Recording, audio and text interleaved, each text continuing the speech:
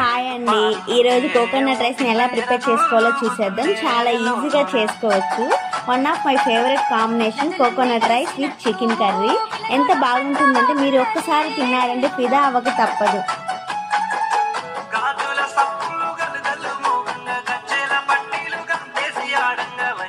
మోపు ఎత్తి ఓ పిల్ల వయ్యారి నడుము